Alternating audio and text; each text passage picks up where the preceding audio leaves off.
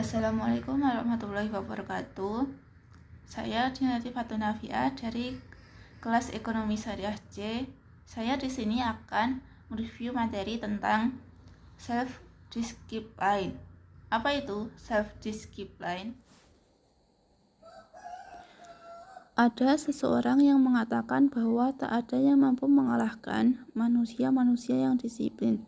Bahkan senjata yang lebih modern dan pasukan yang lebih banyak sekalipun tak akan bisa mengalahkan samurai. Kalimat itu pernah diucapkan oleh seorang komandan pelatih yang didatangkan investor pembangunan jalan kereta api di Jepang dalam era restorasi Meiji. Perubahan yang selalu bising.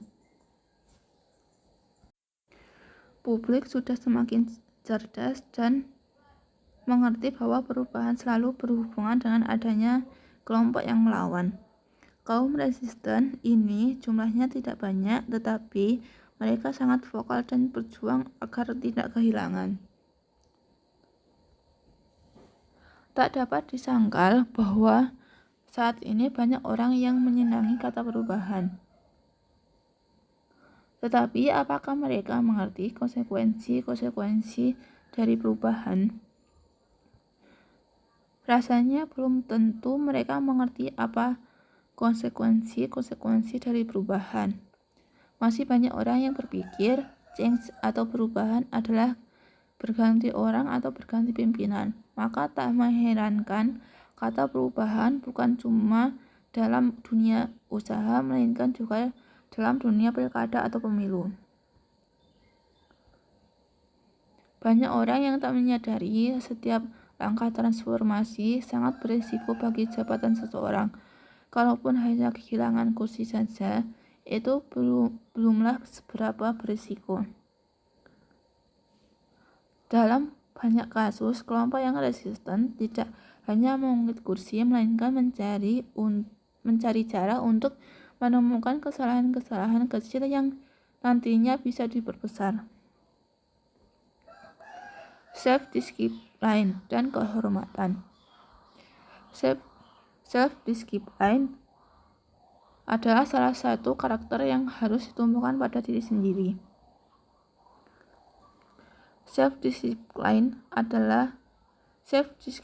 dan kehormatan merupakan karakter yang dapat dipelajari dan menyadari setiap tindakan yang berasal dari dalam diri yang kemudian dapat bertanggung jawab terhadap tindakannya. Apakah disiplin mengeksplorasi konsep-konsep kehidupan dan manajemen seperti ini bisa dilakukan tanpa keseriusan menulis dan tanpa self-discipline? Ada yang mengatakan praktik makes perfect, atau orang-orang yang terus melatih diri agar menjadi atau meraih kesempurnaan. Jenis-jenis disiplin.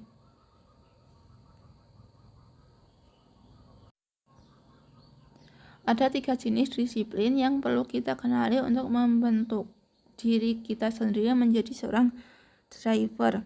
Ketiga jenis disiplin itu menimbulkan akibat yang berbeda-beda dan tentu saja sumbernya juga berbeda. Yang pertama yaitu forget discipline. Forget discipline ini bergerak dari luar tempat kerja kita, seperti guru, orang tua, guru, atau trainer. Yang kedua yaitu self-discipline. Disiplin ini berasal dari dalam diri masing-masing yang dibentuk secara bertahap dan melawan ketidaknyamanan diri. Yang ketiga yaitu indisiplin. Indisiplin ini adalah perilaku yang tidak disiplin, seperti tentara yang bertindak di luar perintah komandannya, pegawai yang bertindak di luar jam yang sudah ditetapkan, dan mahasiswa yang tidak menyerahkan tugasnya. Dalam pekerjaan sehari-hari, kita cenderung memilih sikap yang tak memerlukan disiplin, yang mudah, subsidinya besar-besaran, dan sebagainya. Datang dan pulang sesuka hati, menyelesaikan pekerjaan tanpa tenggat waktu, namun ingin mendapatkan fasilitas luas-luasnya dengan gaji yang sangat besar. Tentu saja tidak banyak orang yang bisa melakukan ini, sebab tak banyak atasannya yang membiarkan bawahannya indisipliner. Self-control.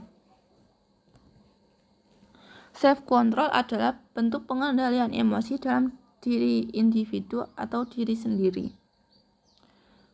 Manusia yang berdisiplin diri akan mendapatkan alat kontrol self-control. Dalam hal ini, kita bisa membedakan dua titik ekstrim yaitu manusia yang hanya hidup untuk dirinya sendiri dan manusia yang hidup untuk orang lain. Manusia yang hanya hidup untuk dirinya sendiri dan belum lama dalam mengendalikan tuntunan-tuntunan kesalahan yang datang dari dalam maupun dari luar dirinya. Manusia disiplin adalah manusia yang berusaha keras dan akhirnya berhasil mengendalikan dirinya sendiri untuk mudah dikendalikan. Disiplin adalah sebuah kemampuan yang memungkinkan kita bertindak tanpa terganggu oleh keadaan emosi. Kita tidak membutuhkan mood untuk melakukannya. Kita sangat terpacu untuk mencapai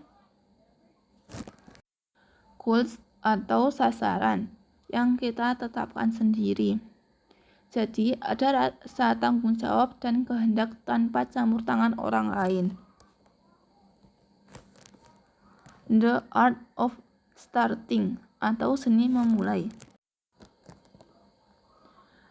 Disiplin dibentuk melalui latihan, maka penting bagi kita yang ingin bertransformasi dan dari passenger menjadi driver untuk segera memulainya. Mulailah sedini mungkin. Bila itu menyangkut kedatangan dan mendapatkan sesuatu, maka datanglah lebih awal, jauh sebelum orang lain datang mengambilnya. Orang-orang yang memulai lebih dulu akan mendapatkan waktu persiapan yang lebih panjang, sehingga ketika orang lain mulai mengikuti langkah kita sudah berada di tahapan mahir dan lebih dikenal, lebih dipercaya.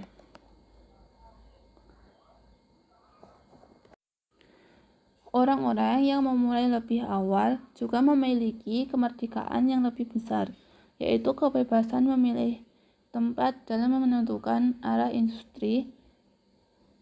Kita tak meniru siapa-siapa, tetapi kitalah yang membentuk jalannya kita sendiri.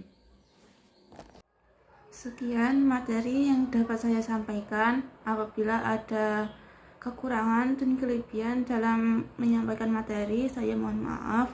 Sekian, wassalamualaikum warahmatullahi wabarakatuh.